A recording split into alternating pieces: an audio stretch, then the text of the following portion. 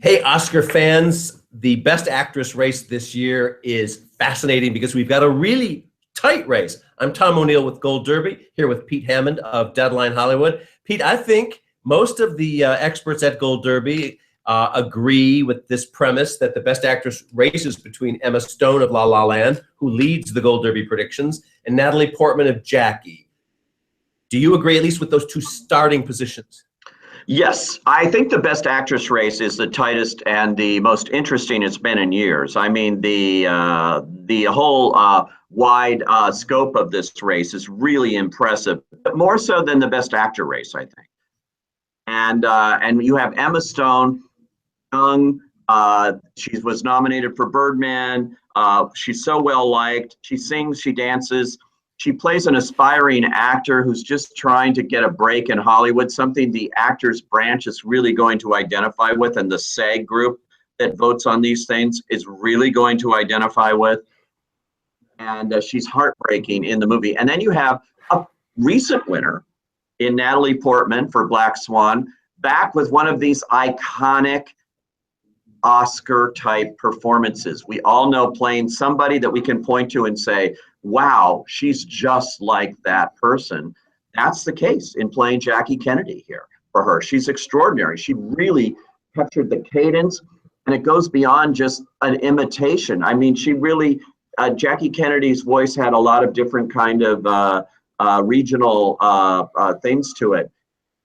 And she captures every one of them. She went over that with me when I interviewed her, and it's fascinating.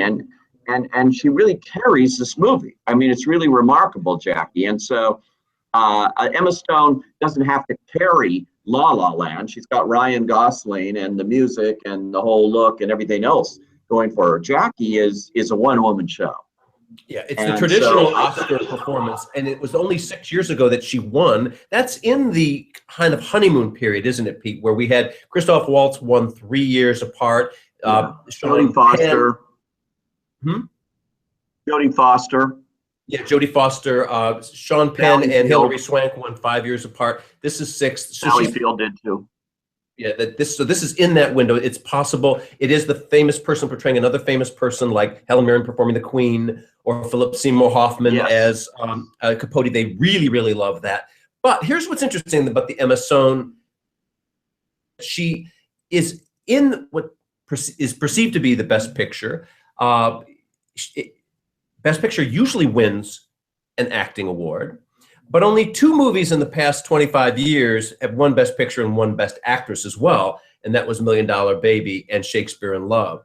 So we don't see a lot of that going on here, but because it's usually much more male-oriented in that correlation. You know, I think this year is an outlier when it comes to that. But yeah, you're right. Traditionally, that's the way it goes. But here's another interesting parallel, though.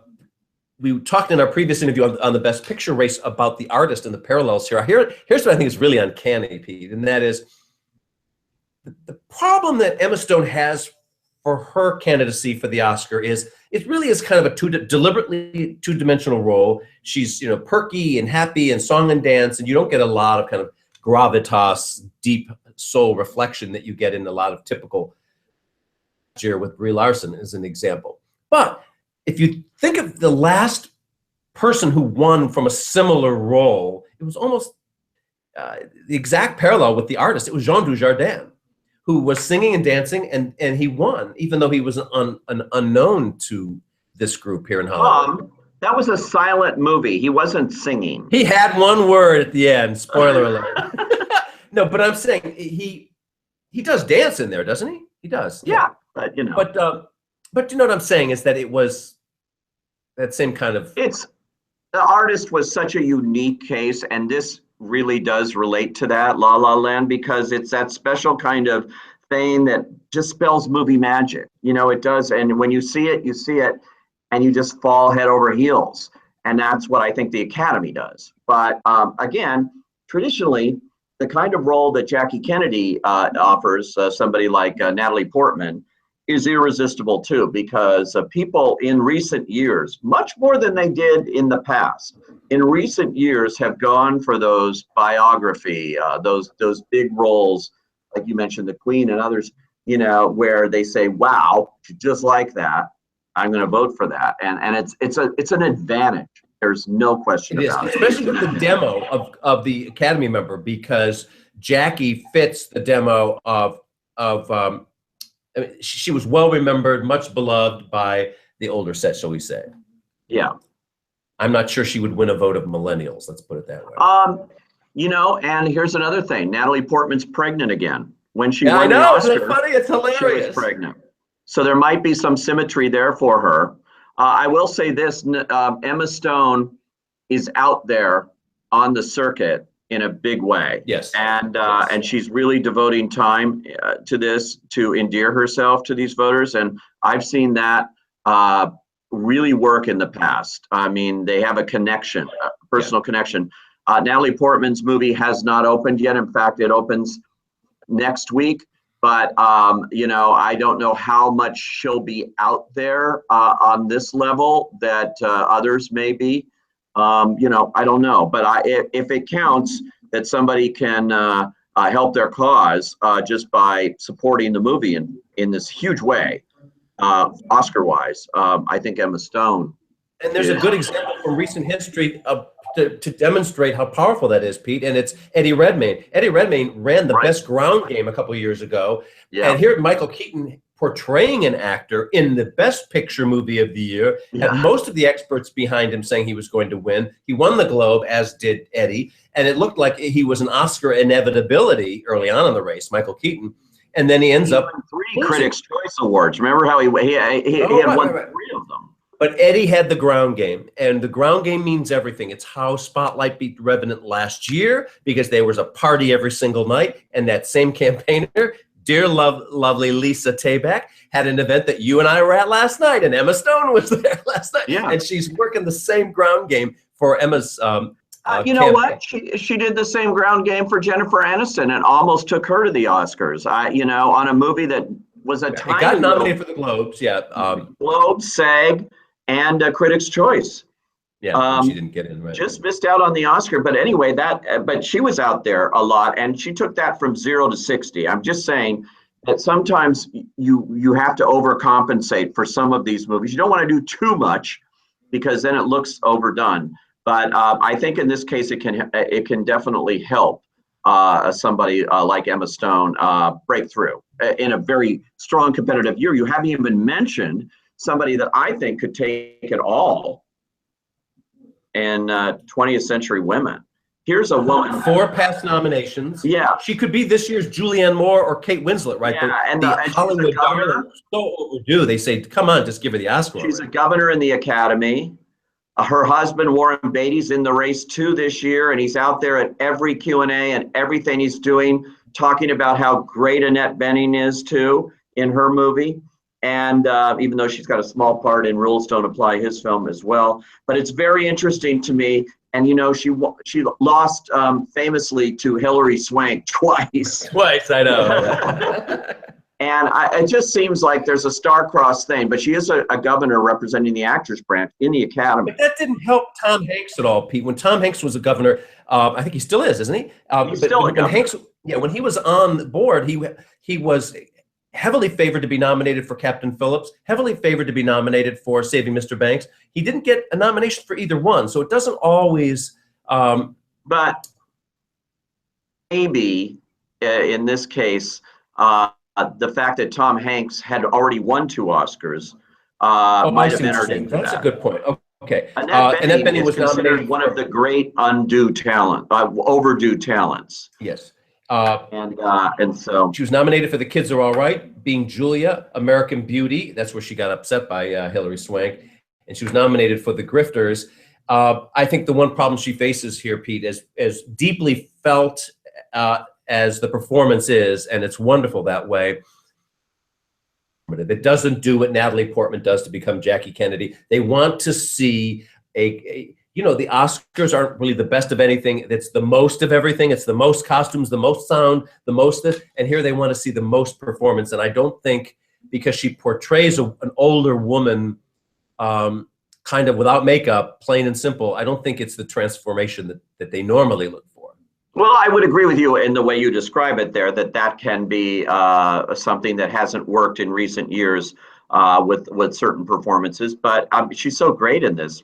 She just inhabits it. And actors, I don't know about the entire Academy, which gets to vote on this thing. But if it was just actors voting, I bet she'd win. Interesting. Ruth Negga for Loving is in third place for us at Gold Derby. Annette Bening is in fourth place. We've got Emma Stone, Natalie Portman, Ruth, Annette, then Amy Adams for Arrival, and then Taraji P. Henson for Hidden Figures. Okay. Well, who do you want to talk have about? An interesting thing here. Again, I'm going to go back to what I mentioned to you on another encounter that we had recently, the Oscars So White controversy. It's interesting to have Ruth Negga and Taraji P. Henson, both great in those movies, by the way. Yeah. Serious contenders here in the actress race, which has been the one acting category that has traditionally been not well represented by African American or women of color. The only one that's ever won is Halle Berry in the lead actress category. So Taraji P. Henson has a one killer scene. Oh my God, she's just got this killer scene, and she has the advantage of the woman she plays, who is still alive. She's 98 years old. She just got the Medal of Freedom from Obama last year, and she's given her endorsement to this. That can really help break through in a very, very tight race. Ruth Negga is just wonderful with that quiet fortitude in Loving, and I think she'll probably get in. It's a real tough race, though, and you didn't mention someone that I think is almost a certainty to get nominated. Who's that? And that would be Isabelle Huppert in Elle. And here's why I think, because look, this is a French film. She didn't win at Cannes, which she probably should have, but she's never been nominated. If you talk to actors, they love her, love her. And if you look at recent history with movies like Amour with its lead actress and Marion Cotillard in the Belgian film 2 Days, One Night, and even though it wasn't a foreign language picture, Charlotte Rampling, same situation as an Isabelle Huppert, getting nominated last year for a very small movie.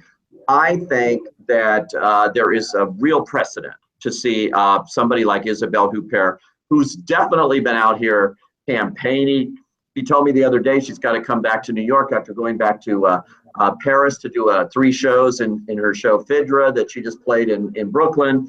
And she's coming back to get a special award at the Gothams. And, it is just her time. If she doesn't get nominated for this, and it's a fascinating, complex role that every American actress turned down when they were going to make it as an American English language film. She was the only one that was risky enough, and actors love that. They love that about her.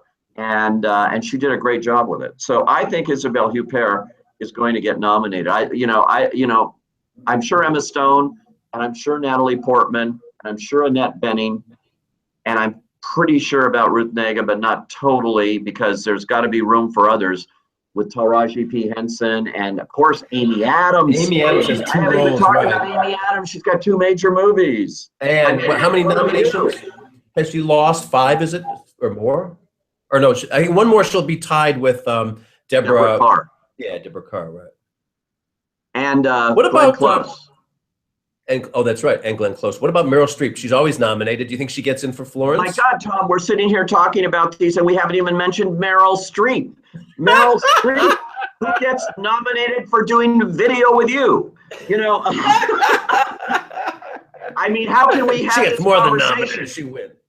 How can we have this conversation and not even think of Meryl Streep, who gives one of her greatest comic performances ever, and a heartfelt one in Florence Foster Jenkins doing all that singing? This would be a slam dunk. We know she'll be nominated at the Globes. But, in the Oscars, it's a real question mark right now, as it is for Amy Adams, who they love. Amy Adams could possibly cancel herself out, but I think she's going to get most of her votes for Arrival and not Nocturnal Animals. But they love Amy Adams, and that's, again, an actor's performance. It's all internal. It's through the eyes. It's remarkable acting. I mean, we need 10 nominations for actresses this year. I know we do. And Jessica Chastain, if there's ever somebody that Hollywood is looking to give an Oscar to for anything, well, they finally have Miss Sloane, which is a quite good movie. It's not, though, just like I said earlier about another performance, Annette Bening, it's not transformative. It's not. It is Jessica Chastain putting on the full Jessica show. It's called Miss Sloane. It's like, let's go back to those days when they really made movies around the female Or something. Yeah, about the Davis, Joan Crawfords, the Barbara Stanwicks, and this is that kind of role in a contemporary way. She's a great actress. Again, they love her like they love Amy Adams. This should be nominated. She's a terrific performance, and it's not an easy one either. So, I mean, my God, we've got to stop with this. Stop with this. There's too many. I know, that's already 11 we've talked about, and we haven't even talked about the biggest movie star in the world, Jennifer Lawrence in Passengers, Marianne Cotillard. I haven't seen Allied. You have. You liked it a lot. I loved her, and again, she just exudes a great movie star, and somebody that the camera was made for. This is a beautiful performance again by her. It may be too commercial, the movie, to wind up in, especially with this competition this year, and she has won, so they don't feel like they owe her something. But she's great too. And Jennifer Lawrence has also recently won. I haven't seen Passengers. Just the buzz I hear is that it's not necessarily something that's going to get nominated for acting. So right. It's getting there for a lot of crafts. It's a sci-fi film. Yeah. And a love story. So it's it looks good. What about after this? We fall down into these like slots 15, 16, 17 at Gold Derby, where we have Rachel Weisz for Denial, Emily Blunt for Girl on the Train, Jennifer Connelly for American Pastoral, and your friend who you mentioned earlier, Sally Field for Hello, My Name is Doris. They're all terrific performances in another year. They might have been higher up on the list. Certainly Emily Blunt was terrific in Girl on the Train, and early on I thought, well, this is going to be her year. But buzz comes, buzz goes, momentum comes, momentum goes on these things. You didn't even mention one of the great female performances of the year that I think will play well with the indie spirits, and that's Rebecca Hall in Christine.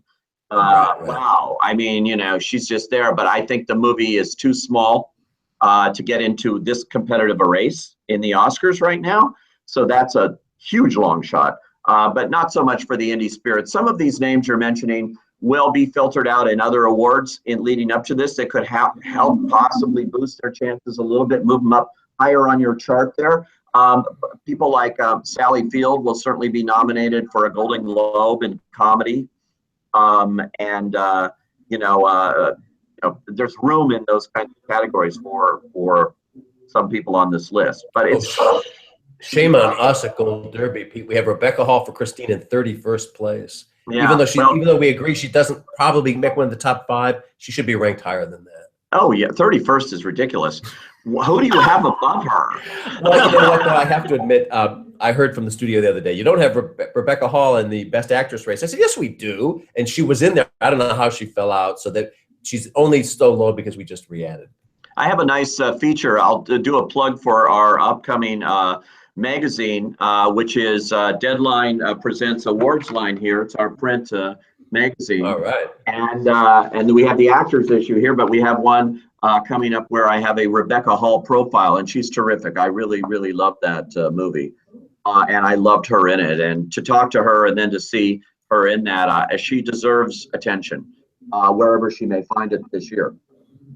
Well, all right. Well, this is the race to watch. This is the Best Actress race. Last year we had Brie Larson that was wrapped up in August of Oscar year, and now we have the Great Diva SmackDown contest we love so much. A real drama this year. That's something to look forward to. Lots of possibilities in the Best Actress race. Okay. Thanks, Pete. Okay.